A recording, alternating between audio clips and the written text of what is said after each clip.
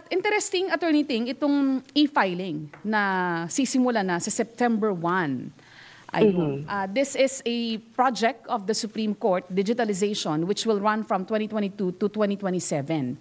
What do we foresee, Attorney Ting, to achieve by the year 2027?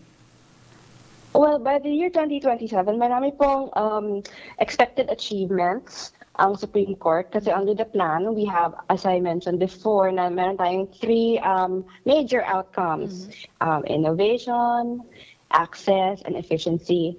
Ang digital filing is under innovation, which is under the activity of eCourt System version 2.0. So by 2027, we expect na meron na po tayong digital adjudication application, which is the eCourt System version 2.0. Tapos yung eCourt na to, meron po siyang 6 components. Ang pinakauna po ay ang digital filing and service. So we are transitioning to digital filing and service starting September 1 until full transition sa December 1, 2024. Okay. So this year din pala ang full transition. Yes, so digital filing aspect lang po. Okay. Ito bang digital filing na to, Attorney Ting, will this be applied sa mga nakabinbin ng mga kaso, sa mga na-file na, o dun sa mga bagong kaso na ihahain pa lang? Kahit po nakabinbin na po yan, it will start.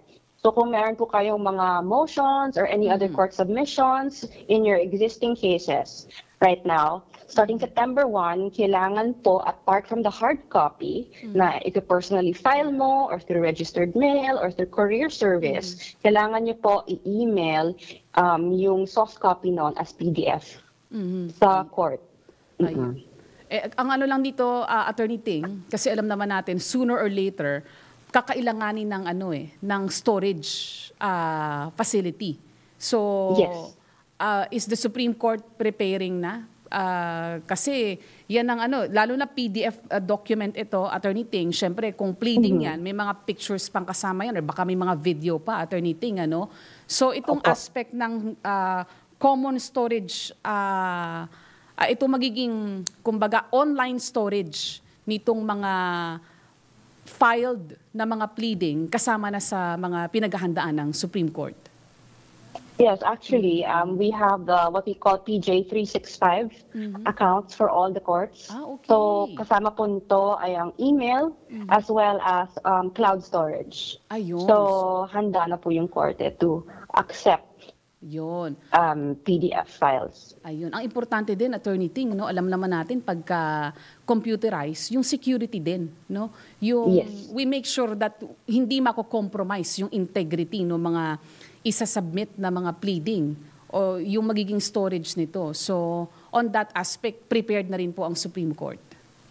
Yes, it's one of the priorities of the SPJI, cybersecurity and measures, especially sa Supreme Court kasi very sensitive nga yung information na makikita if ever ma-breach to. So very high priority po yan. And we have security measures in place right now. And although yan ay isa-submit online, yung access towards that file, Attorney Ting, ay kanino papayagan? Sino-sino lang yung mga papayagan ng access?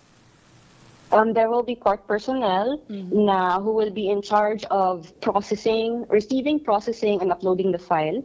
So it's usually yung judge lang and certain court personnel who will be able to access that file. So hindi po lahat sa korte ang makaka-access. Okay, all right.